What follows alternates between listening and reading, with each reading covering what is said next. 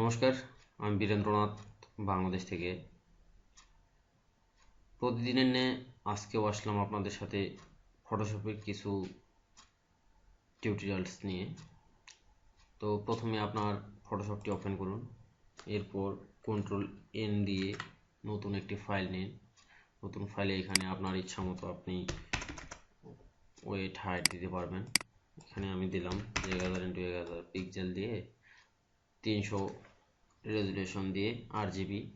তবে প্রিন্টের ক্ষেত্রে আপনারা RGB না দিয়ে CMYK কালার দিবেন, ঠিক আছে? যদি কোনো ফাইল প্রিন্ট করেন সেক্ষেত্রে। তাহলে আমি এখানে হোয়াইট দিলাম, ওকে বললাম। এখন দেখা যাক যে এডিট মেনুর আমরা কিছু কাজ শিখছি। এই এডিট মেনুর বাকি অংশগুলো দেখি। যে দেখুন, এরপর আছে কাট, কপি মার্কড।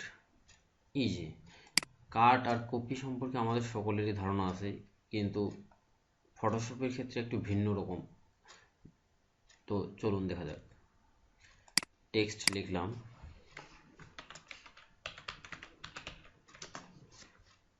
টেক্সট লিখে এখন এটাকে যদি আমি কপি করতে যাই সেক্ষেত্রে এখানে এটা কপি এভাবে হবে না।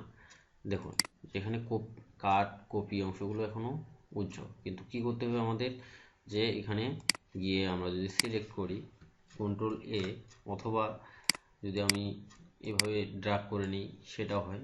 এখন দেখুন যে এখানে কাট কপি অংশ আসছে। তো কাট কপির শর্টকাট আমরা সকলেই জানি যে Ctrl+X দিয়ে কাট আর Ctrl+C দিয়ে কপি। তাহলে এখন যদি আমি বলি যে Ctrl+C দিলাম দিয়ে এখন আমি সাইডে যদি এখানে আবার এখানে Ctrl+V দিই, দেখুন যে পেস্ট হচ্ছে, ঠিক আছে? তো এভাবে আমরা কপির কাজ করলাম। এখন যদি আমি বলি যে না, আমি এটাকে কাট করব, তো কাট করে এখানে আমি কি করব, এই Ctrl+X চাপে কাট করব। কাট করে এটাকে আমি যেখানে ইচ্ছা সেখানে আমি পেস্ট করতে পারি। দেখুন যে আমি এখানে পেস্ট করব, তো Ctrl+V পেস্ট করলাম, ঠিক আছে? তো এরপরেই দেখুন যে এরপরে আছে কি, কপি মার্কড আমরা তখনই ব্যবহার করব যে যখন আমরা বিভিন্ন ধরনের শেপ ব্যবহার করব। তো শেপ, চলুন একটা শেপ নিলাম। তো কপি মার্কড দেখুন এখন পর্যন্ত উজ্জ্বল, কিন্তু এটাকে যদি আমরা কি করি, যে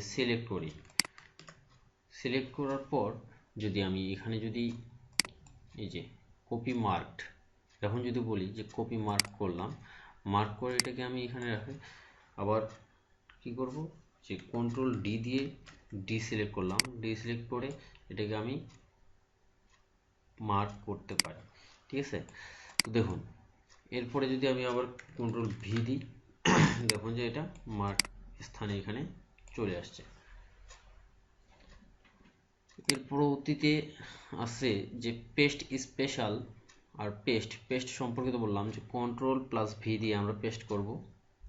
আর পেস্ট স্পেশাল বলতে এখানে আসলে পেস্ট ইন প্লেস, আমরা যদি কোনো নির্দিষ্ট স্থানে বসাইতে চাই সেক্ষেত্রে আমরা পেস্ট ইন প্লেস করব। আর পেস্ট ইনফরমেশন জানতে বা পেস্ট ইন্ট্রো করব, এগুলো অ্যাডভান্স লেভেলের কাজ। তো এইটুকুই আজকে দেখাইলাম। ধন্যবাদ। Please subscribe my channel to see more video. Thank you.